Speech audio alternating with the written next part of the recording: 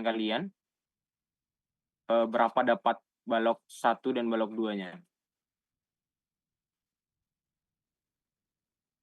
Nah, untuk tebal plat lantai itu dalam SNI, tebal plat lantai pada bangunan gedung itu 130 mm. Nah, untuk BJ beton kita sudah tahu bahwa BJ beton itu 2.400 untuk kilogram per meter kubik dan 24 kilonewton per meter kubiknya juga. Nah, untuk data pembebanan lantai 1 dan lantai 2, jadi kita kan ada 3 lantai tuh. Lantai dasar ada 4 nih. Lantai dasar, lantai 1, lantai 2 sama dak. Jadi untuk lantai paling atas itu biasa disebut dak juga. Nah, untuk pembebanan lantai 1 dan lantai 2, beban hidup kita samakan persepsi aja ya. Untuk beban hidup pada gedung bangunan itu dalam SNI diatur itu 4,79 kilonewton per meter kuadrat.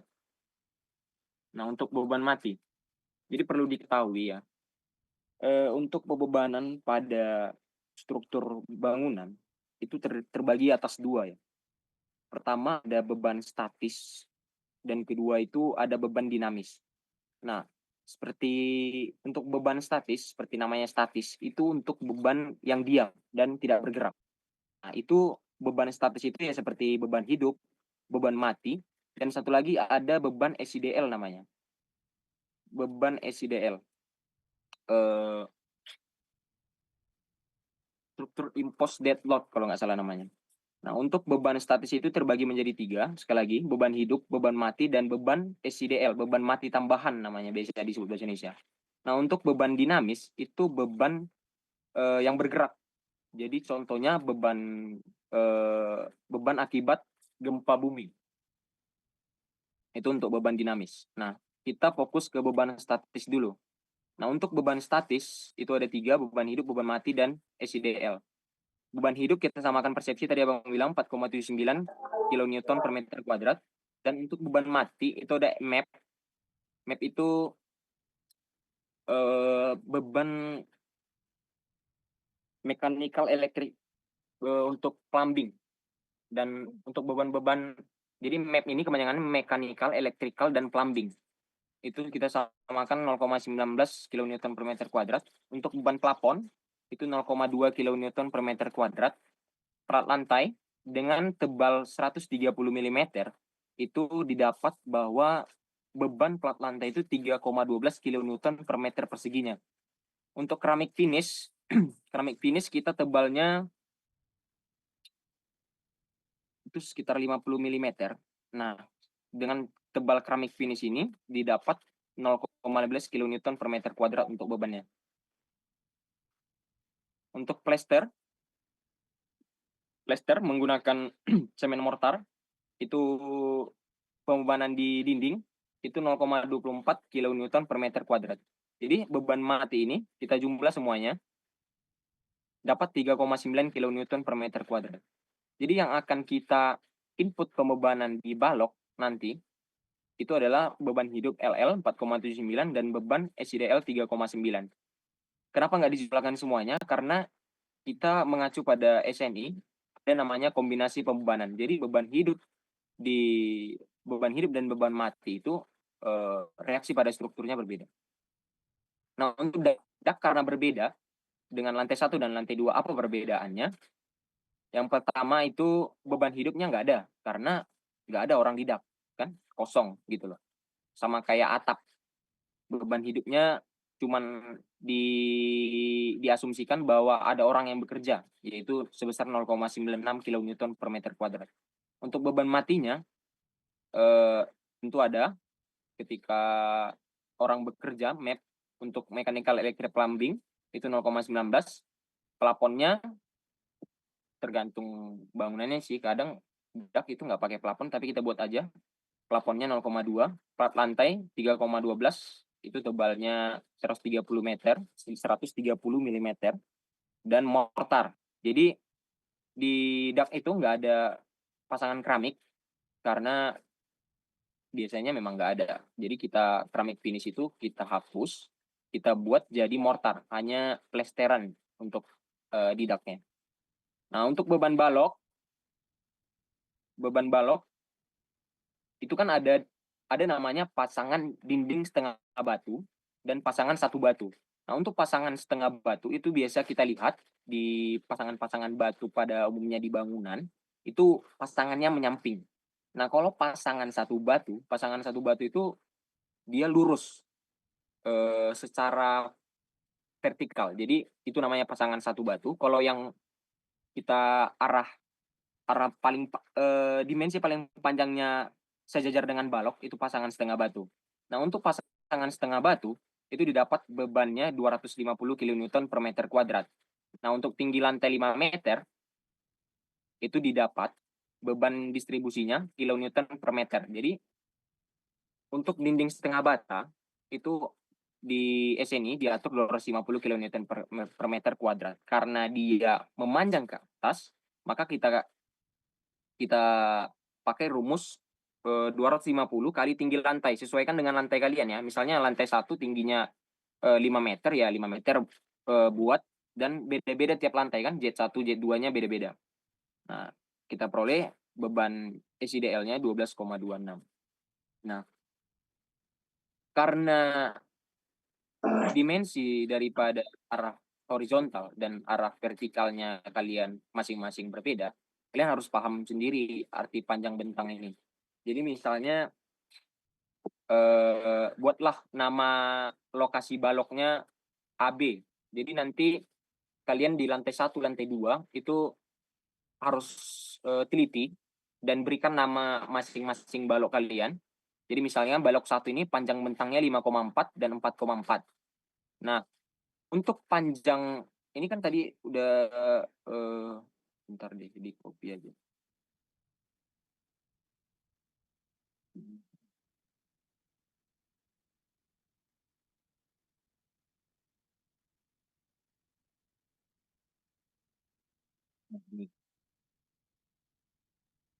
Jadi kan ini ada LY, ada LX, bebas. Ini jadi LY itu selalu harus bentang terpanjang. Makanya di sini kita pakai rumus Max. Jadi antara bentang dari X dan Y ini cari yang terpanjang. Maka itu LY. Jadi LY ini harus selalu bentang terpanjang karena dia akan membentuk mendistribusikan beban secara trapesium. Jadi LY ini harus selalu bentang terpanjang. Yang LX ini harus selalu bentang terpendek. Jadi kalau misalnya Y kalian lebih besar daripada X, belum tentu itu distribusi bebannya trapesium. Makanya harus ada LY dan LX. Nah, untuk di sini juga udah tersedia sih kategorinya. Jadi misalnya satu ini apa kategorinya? Trapesium misalnya. Untuk kedua segitiga gitu. Nah, untuk distribusi bebannya itu beban hidup dan beban mati. Jadi nanti di etapsnya nanti akan dijelaskan oleh Kak Rani bagaimana cara input memasukkan bebannya ke etaps di balok. Jadi nanti di etaps akan di-input bebannya terdiri dari 2 beban hidup dan beban mati. Nah, beban hidupnya itu udah terkunci juga, udah ada rumusnya. Jadi kalian tinggal inputkan data soalnya saja. Udah ada beban hidup dan beban mati. Jadi ini satu-satu harus wajib dimasukkan ke dalam baloknya. Nah, itu rumitnya kalau di etaps. Juga sebenarnya ya di etap itu dipermudah dengan modeling ini. Modeling sebentar.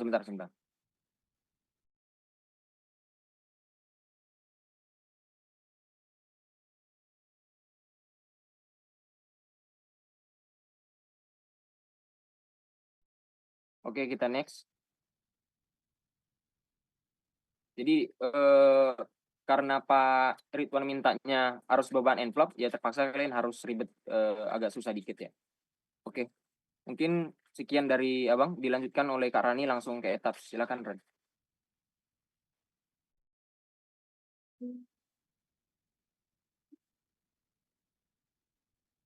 Sebelumnya tadi kan udah jelasin sama Ari mengenai konsepnya.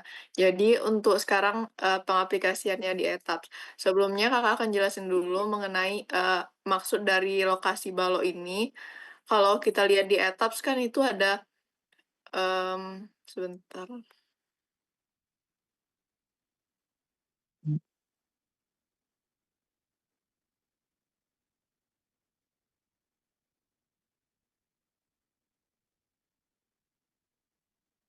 Udah kelihatan etapsnya?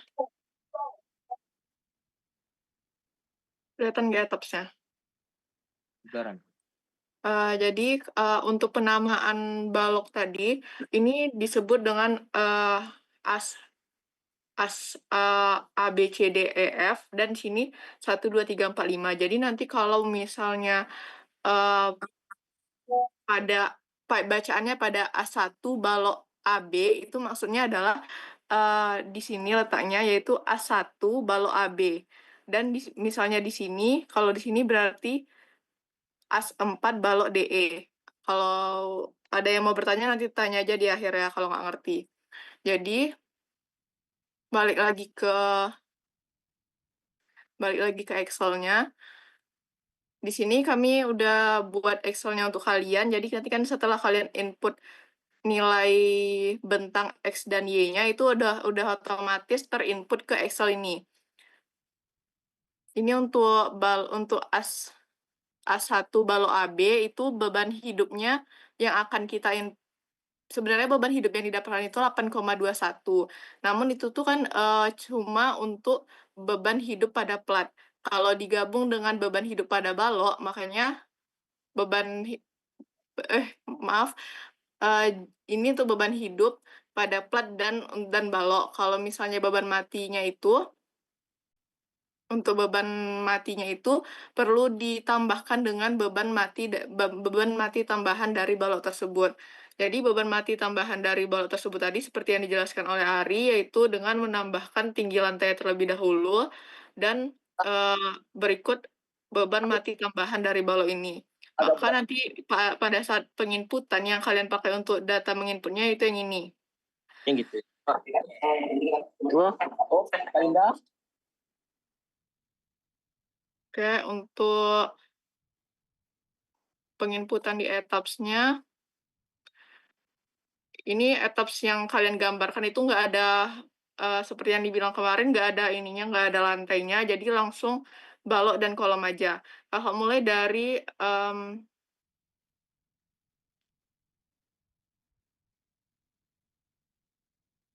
lantai 1.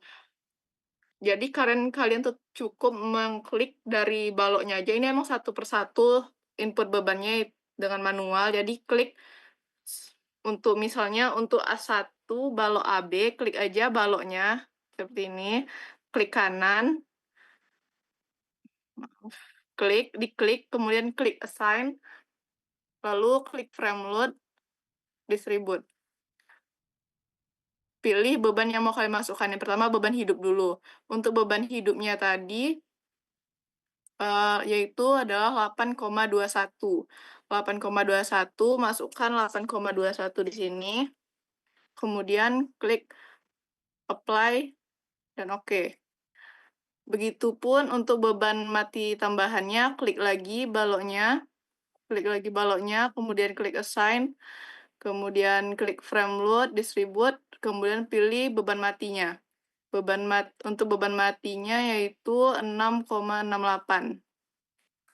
6,68. Kemudian apply lagi, oke. Nah, di sini udah masuk beban hidup dan beban mati pada A1 balok AB. Jadi nanti untuk balok-balok selanjutnya itu juga sama, diklik satu-satu untuk menginputnya.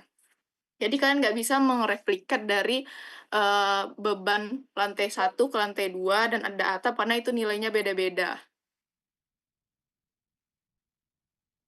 Mungkin kalau untuk cara penginputan gitu aja. Ada yang mau ditanyakan dulu sebelum kita lanjut? Izin bertanya, Kak. Iya, Tadi sebentar. Kak, sebelumnya perkenalkan nama saya Muhammad Raja, Kak. Tadi pas Kakak masukin beban mati kan 6,68, tapi tadi di Excel kan dibilang masukin ketika beban mati itu ditambahkan beban SIDL ya? Oh iya, salah input Kakak tadi berarti. Pokoknya yang masukin itu yang ada bacaan data input yaitu yang SIDL, berarti 18,94. Oh ya, terima kasih, Kak. Oke, makasih juga. Lagi ada yang mau bertanya?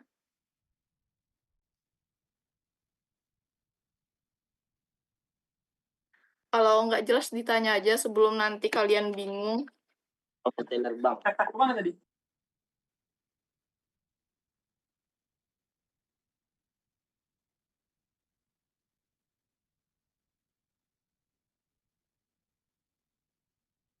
Ada yang masih ragu?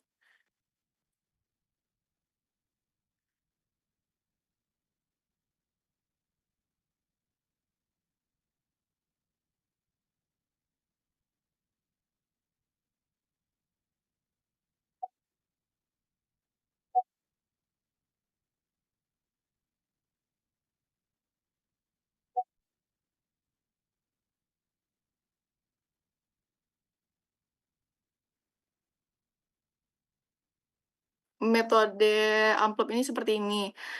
Jadi ini adalah as A1 sampai 5 tadi, ini as A sampai F tadi.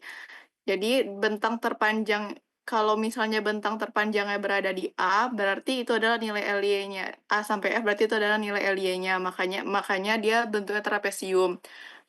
Kalau misalnya bentang terpanjangnya berada di sisi A1 sampai 5, berarti trapesiumnya terbalik menghadap ke A1 sampai 5.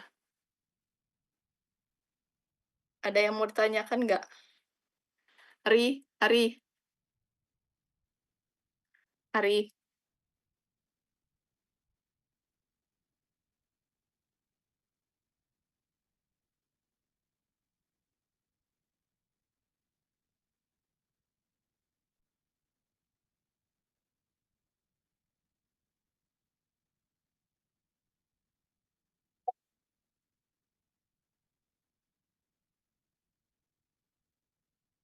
Sekali lagi katanya ada yang mau ditanya atau enggak? Kalau enggak kita akhiri aja pertemuan pada hari ini, dan deadline-nya untuk